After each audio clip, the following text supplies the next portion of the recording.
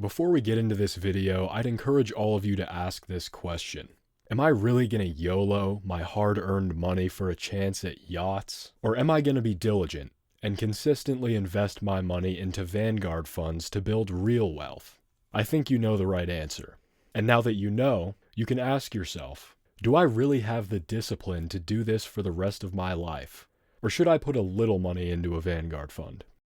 This video should answer that question. We'll start out with Virgin Fund because we know they have almost no time to watch this video in between hanging out with nobody and doing nothing. I made a pros and cons list so we can better gauge how good of an investment it is. Gauges in 12 or 20 and whether or not your toe can reach the trigger.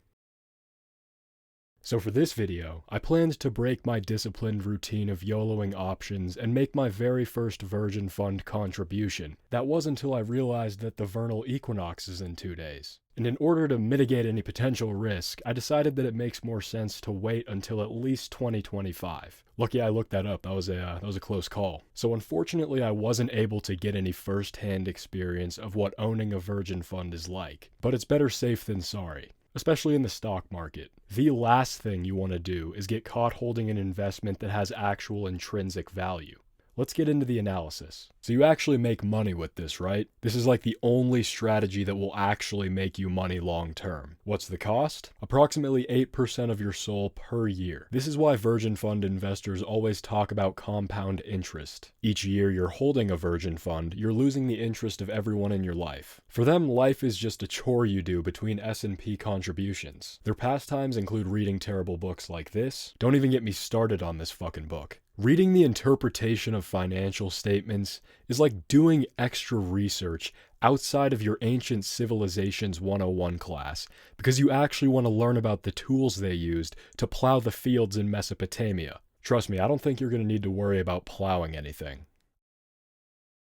I didn't get into investing to actually learn about how to make good investments. I got into it to take the path of least resistance to the most money possible. That's why I lose money with options now. However, if we're going to be completely honest, we have to recognize that you either die a degenerate or live long enough to become a Vanguard loser. Harvey Print. The fact is that if you want to make money in the stock market long term, this is basically your only option. Even the most retarded degenerate on Wallstreetbets would tell you that YOLOing is just not sustainable. YOLOing is like having an OnlyFans. If your family finds out what you're doing with your free time, they probably won't talk to you for a while. When you YOLO, you buy puts and get green dildos. With an OnlyFans, you buy green dildos to put them up your cunt. Unfortunately, there's no mistaking it. If you put $500 per month into a Vanguard index fund for 35 years, you will have a ton of money. A literal metric ton.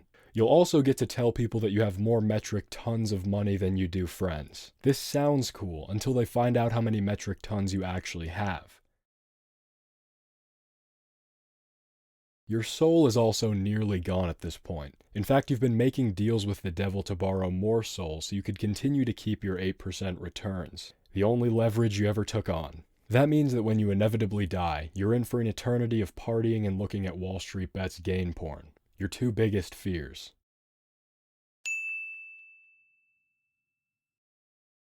Webster Dictionary defines a YOLO as the act of betting your entire portfolio on a single stock or option play that literally can't go tits up. But oh boy, it's so much more than that.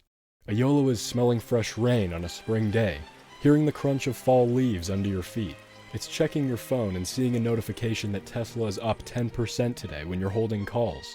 Laughing a little too hard at a meme on Wallstreetbets and remembering that we're all in this together.